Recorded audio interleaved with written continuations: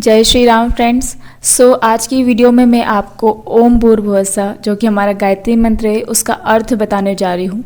ये उसी प्रकार है जैसे हम कोई भी मंत्र का उच्चारण करते हैं लेकिन हमें उसका अर्थ नहीं पता।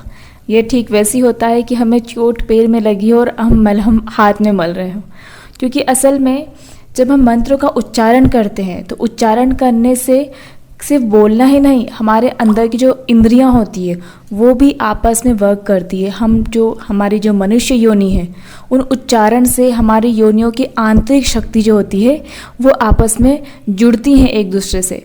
तो हमें ये पता होना चाहिए कि हम आखिर जो चीज़ बोल रहे हैं उसका मतलब क्या है। जब तक आपको उसका मतलब नहीं पता रहेगा तब तक उसका सही उपयोग होना संभव ही नहीं है। गायत्री मंत्र, जो गायत्री मंत्र है वो यजुर्वेद के मंत्र ओम भूर्भुवः स्वः, ये यजुर्वेद से लिया है। इसके साथ ही जो आगे का मंत्र है वो ऋग्वेद के छंद से मिलकर बना हुआ है।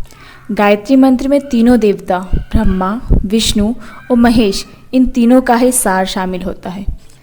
भगवद गीता में भगवान ने स्वयं कहा है, गायत्री छंद सामहम, अर्थात गायत्री मंत्र मैं स्वयं ही हूँ। गायत्री मंत्र आप सभी को पता है, भूर्भुवः स्वः तत्सवितुर्वरेण्यं भर्गो देवस्य धीमहि धियो यो नः प्रचोदयात्। इसमें ओम का अर्थ होता है परम ब्रह्मा। ओम की वीडियो मैंने बना चुकी हूँ कि ओम जो होता है, ओम सूर्य से आने वाली ध्वनि है और हमारा जो मेन स्रोत होता है शक्ति का वो सूर्य ही है।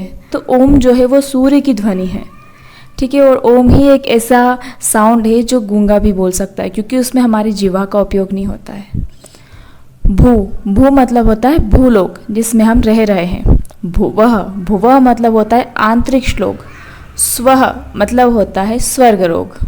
तो ओम भूर्भुवः स्वः, परमात्मा से हम बोलते हैं हे परमात्मा जो इस भूलोक, अंतरिक्ष लोक और स्वर्गलोक, ततः मतलब होता है उसी परमात्मा को हम बोल रहे हैं। सवितु ईश्वर अथवा सृष्टिकर्ता।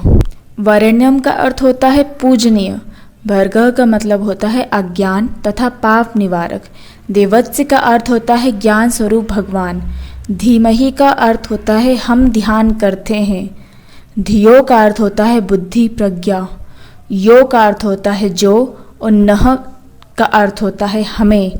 प्रचोदयात् मतलब प्रकाशित करे। मतलब इसका कुल मिला के अर्थ यह हुआ है कि हम ईश्वर की महिमा का ध्यान करते हैं जिसने इस संसार को उत्पन्न किया, जो पूजनीय है।